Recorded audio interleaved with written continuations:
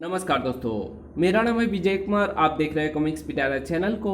तो चलिए दोस्तों, राज कॉमिक्स में वंडरमैन परमाणु की इस शानदार कॉमिक्स को शुरू करते हैं, जिसका नाम है मैडम कोल्ड। आप देख सकते हैं इसका कवर पृष्ठ, जो कि कुछ इस तरह का है। ओके, तो चलिए इस शानदार कॉमिक्स को हम शुरू करते हैं। हट जा परमाणु, मेरे रास्ते से हट जा। मुझे इस दुनिया को तबाह कर लेने दे। जल जाने दे पूरे विश्व को मेरी नफरत की ठंडी आग में। नहीं नहीं, जब तक परमाणु के दम में दम बाकी है, जब तक सांस में एक भी सांस बची है, तब तक परमाणु तेरे नापाक इरादे को हरगिज कामयाब नहीं होने देगा। कौन थी अद्भुत शक्तियों वाली ये मैडम कोल? क्यों उठ रहा था उसके सीने में नफरत का वो तूफान, जिसे रोकने के लिए परमाणु अपना सीना तान कर खड़ा हो गया था? जानने के लिए पलटिए, तुरंत पलटिए रोमांच और भावनाओं से लबरेज इस मस्तिष्क झकझोर देने वाली कॉमिक्स के ठिठुरते पन्ने। Madam cold. कहानी शुरू हुई शहर से बाहर स्थित साइंस रिसर्च लैब से। इस समय जो पावर सूट तुम्हारे शरीर पर है शैली, वो मेरी कई सालों की मेहनत का फल है। इसी की उपयुक्तता परखने के लिए ये एक्सपेरिमेंट किया जा रहा है। हम देखना चाहते हैं कि इस पावर सूट को पहनकर मनुष्य कितने कम से कम तापमान में सुरक्षित रह सकता है। इसके लिए हमने विशेष रूप से एक कक्ष बनवाया है, जिसे हमने कूलिंग कैबिनेट का नाम दिया है। उसी कूलिंग कैबिनेट में तुम्हें बंद कर दिया जाएगा और उसके तापमान को धीरे धीरे जीरो से नीचे गिराया जाएगा। बाहर से तापमान कम कम करने की ये प्रक्रिया तब तक जारी रहेगी जब तक तुम अंदर से माइक पर चीख कर यह सूचना नहीं दे दोगी कि इस पावर सूट में तुम्हें भयंकर सर्दी लगने लगी है। समझी? यस। ये सब सुनकर तुम्हें डर तो नहीं लगा शैली? नहीं सुदीस, तुम्हारे प्यार पर किसी भी तरह के डर को हावी नहीं होने देगी तुम्हारी शैली। मौत को हंसते हंसते गले लगा लेगी सिर्फ तुम्हारे लिए। थैंक यू शैली, थैंक यू। फिर पावर सूट पहने शैली को कूलिंग कैबिनेट में बंद कर दिया गया। बाहर से कम तापमान होने लगा। -15 degree Celsius, -30 degree Celsius, -50 degree Celsius. खुशी और उत्तेजना से प्रोफेसर सुधीर सेरा का रोम रोम कांप रहा था। तापमान कम और कम होता जा रहा है और मेरी खुशी बढ़ती और बढ़ती जा रही है। अचानक प्रोफेसर सुधीर सेरा की सारी खुशी हवा होकर रह गई। पटाख! ओह नो, ये क्या हो रहा है? दिवाली के पटाखे से कैसे छूट रहे हैं कंट्रोल बोर्ड में? दिवाली के पटाखे एक पल बाद ही बमों में बदल गए। फटाक! उफ, शॉर्ट सर्किट! मुझे कुछ करना होगा। कुछ कर पाता प्रोफेसर सुधीर सेरा? उससे पहले ही कंट्रोल बोर्ड के परखच्चे उड़ गए। उफ, ये कैसे हुआ? कंट्रोल बोर्ड में शॉर्ट सर्किट कैसे हो गया? प्रोफेसर सुधीर सेरा का दिमाग कुंद सा हो गया था, जबकि कूलिंग कैबिनेट का तापमान क्रमशः कम हो रहा था। उफ! और फिर पावर सूट की क्षमता समाप्त हो गई है। मुझे बहुत ठंड लग रही है। उफ! दूसरे क्षण माइक अपने मुंह के पास लाकर चीख पड़ी शैली, मुझे यहाँ से निकालो सुदीस। तुम्हारा पावर सूट यहाँ की भयंकर सर्दी को नहीं सह पा रहा है। मैं अपने आप को जमता हुआ महसूस कर रही हूँ। सुदीस, मुझे यहाँ से निकालो। उफ! शैली को कूलिंग कैबिनेट से कैसे निकालूं? सारा कंट्रोल बोर्ड नष्ट हो चुका है। प्रोफेसर सुधीर सेरा ही क्या, शैली की दर्दनाक चीखें सुनते रहने के सिवा कोई कुछ ना कर सका। बचाओ! आई! अपने ही मस्त तेज रफ्तार से भागती महानगर की जिंदगी। अगर इस तरह ट्रैफिक जाम होकर रह जाए तो कोई बच्चा भी समझ सकता है कि गड़बड़ है। और गड़बड़ भी कोई छोटी मोटी नहीं, भारी, बहुत बड़ी गड़बड़। और ऐसी गड़बड़ भला कहाँ छिपी रहती है उससे जिसे परमाणु के नाम से जाना जाता है? क्या है इस अजीबोगरीब घटना का स्रोत? झील के किनारे पहुंचो परमाणु, वहीं मिलेगा तुम्हें तुम्हारे प्रश्नों का उत्तर। ओके प्रोफेसर, मैं अभी तोप से छूटे गोले की तेजी से पहुंचता हूँ। झील जहां मौजूद सैलानी अपनी आंखें फाड़ कर देख रहे थे उस अजूबे को जिसके सामने संसार का हर अजूबा बच्चा था। नफरत, घोर नफरत है मैडम कोल को इस दुनिया से, इसलिए ये सारी दुनिया मैडम कोल की नफरत का शिकार बनेगी। चला जो मैडम कोल के हाथों से वो तूफान सा तो से निर्मल पानी की झील बर्फ में बदल गई। पानी की झील बर्फ की झील हो गई।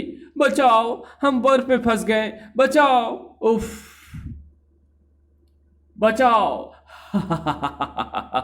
यही, ठीक इसी शब्द को मैंने भी पागलों की तरह चीख चीख कर बोला था, लेकिन कोई नहीं आया था मुझे बचाने के लिए। आज तुम्हें भी बचाने कोई नहीं आएगा। इन्हें बचाने आप पहुंचे हैं हम, पुलिस। अरेस्ट हर। मैडम कोल को गिरफ्तार करने के लिए आगे बढ़ते कदम यूं रुक जाएंगे ये तो किसी ने ना सोचा था। ओह मेरे पैर, उफ। आओ गिरफ्तार करो मुझे। धाय, विंग विंग। अब हम तुम्हें गिरफ्तार नहीं, खत्म करेंगे। इधर चली गोलियां, उधर चले हाथ, और जो हुआ वह आंखों को फाड़ देने वाला दृश्य था। टनाक। बर्फ की इस दीवार को भेद पाए इतना दम नहीं है तुम्हारी रिवॉल्वर के हल्क से निकले बारूद में, और सहजाए मैडम कोल के हाथों का कहर इतना दम नहीं है तुम्हारे शरीरों में। बर्फ के पुतले में बदल डाला मैडम कोल ने पुलिसकर्मियों को, और बेरहमी से तोड़ डाला। धड़ाक धार। अब मैडम कोल का रुख एक बार फिर भयभीत खड़े सैलानियों की तरफ था। तुम भी यूं ही बनोगे मैडम कोल के कहर का शिकार। यूं ही कैसे बनेंगे जब तक जिंदा है परमाणु। परमाणु, परमाणु। सनसनी सी फैला दी थी परमाणु ने वहां पहुंचकर। परमाणु चेतावनी भरे स्वर में चीखा, मैं देखता हूं इसको, तुम सब भाग जाओ। बचकर तो ये तब भागेंगे ना जब मैं इन्हें भागने दूंगी। इन्हें जाने दे मैडम कोल, मैं हूं ना तेरे कहर का सामना करने के लिए।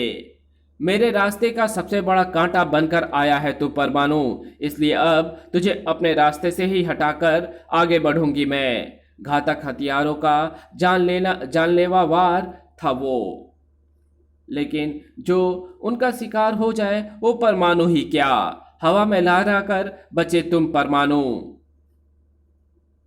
अब मैं भी हवा में हूं, देखती हूं कब तक तुम बचकर कहां जाओगे।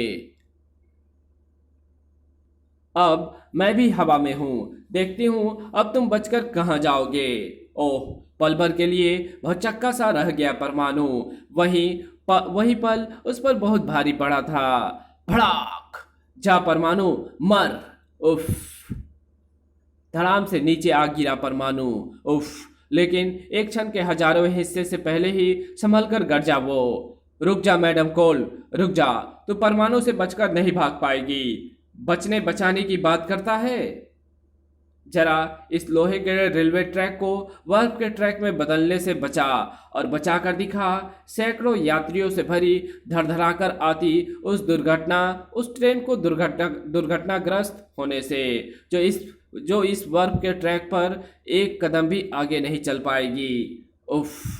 मैं चली परमाणु, अब तू चाहे तो शौक से मुझे रोकने की कोशिश कर सकता है। नहीं, उसे रोकने की कोशिश करना बेकार है। फिलहाल तो मुझे रोकने चाहिए उस ट्रेन को दुर्घटनाग्रस्त होने से। लेकिन मैं इस होने वाली दुर्घटना को रोकूं कैसे? ट्रेन जिस स्पीड से आ रही है, रुकते रुकते भी बर्फ के ट्रैक तक पहुंच ही जाएगी। इसलिए ट्रेन को रोकने की कोशिश करने से अच्छा ये होगा कि मैं बर्फ के ट्रैक को दोबारा लोहे के ट्रैक में बदलने की कोशिश करूं। लेकिन ऐसा तो तभी होगा ना जब ट्रैक से बर्फ किरणों का प्रभाव पूरी तरह खत्म हो जाए, और उस प्रभाव को हटाने का फिलहाल मेरे पास कोई उपाय नहीं है वो पेट्रोल टैंकर। हवा की गति से भागता परमाणु टैंकर तक पहुंचा और उसके सेक्शन पाइपों को आपस में जोड़कर पेट्रोल रिलीज करने वाला लीवर पूरा घुमा दिया। फलस्वरूप बर्फ के ट्रैक पर गिरने लगा पेट्रोल। वहां से रवाना होती मैडम कोल परमाणु की उस हरकत को देखकर मुस्कुरा उठी। बेवकूफ परमाणु ट्रेन को दुर्घटनाग्रस्त होने से हरगिज नहीं बचा पाएगा। इधर परमाणु लगभग 20 सेकेंड में ट्रेन यहां आ पहुंचेगी और इतने समय में शायद वो चमत्कार हो जाए जो मैं सोच रहा हूं। बर्फ के ट्रैक पर पेट्रोल काफी हो गया है, अब जरूरत है आग की। दूसरे ही क्षण परमाणु के सीने से निकलकर वो 16 सा पेट्रोल से जा टकराया। भग से जल उठी आग वहां तक फैल गई जहां तक पेट्रोल फैला था। लोहे के ट्रैक पर चढ़ी बर्फ की परत पिघलने लगी। धड़धड़ाकर गुजरी चली गई ट्रेन, जिसमें सवार सैकड़ों यात्रियों को गुमान तक भी नहीं था कि उन्हें मौत के मुंह से जाने से बचा लिया था उसने, जिसने राहत की 1 किलोमीटर लंबी सांस छोड़ी थी। उफ, सही समय पर मैंने ट्रेन को दुर्घटनाग्रस्त होने से बचा लिया, वरना स्वयं को कभी माफ नहीं करता मैं। लेकिन इस चक्कर में मैडम कोल्ड मेरे हाथ से निकल गई। अब जाने किस किस को वो अपना निशाना बनाएगी। लेकिन वो मैडम कोल्ड है कौन और क्यों मचा रही है ये तबाही? क्यों अपने सीने में नफरत का ज्वालामुखी दबाए घूम रही है वो? गूंजा प्रोफेसर का स्वर। इसका पता तुम्हें साइंस रिसर्च लैब पहुंचकर लग सकता है परमाणु, क्योंकि सबसे पहले मैडम कोल्ड को वहीं देखा गया था। ठीक है प्रोफेसर, मैं पहुंचता हूं वहां और पता करता हूं सारे मामले का। गुड, तब तक मैं मैडम कोल्ड नामक उस बला से निपटने का उपाय सोचता हूं। इस कहानी को यहीं खत्म करते हैं। इसके आगे कहानी पढ़ेंगे इसके पार्ट 2 में, तो मिलते हैं इसके दूसरे पार्ट में। तब तक के लिए बाय। वीडियो अच्छी लगी तो इस वीडियो को लाइक कर देना, चैनल पे नए हो तो चैनल को सब्सक्राइब कर बेल आइकन को जरूर प्रेस कर देना, और जहां तक इस वीडियो की ज़रूरत हो वहां इसको शेयर ज़रूर कर देना। Thanks for watching my videos.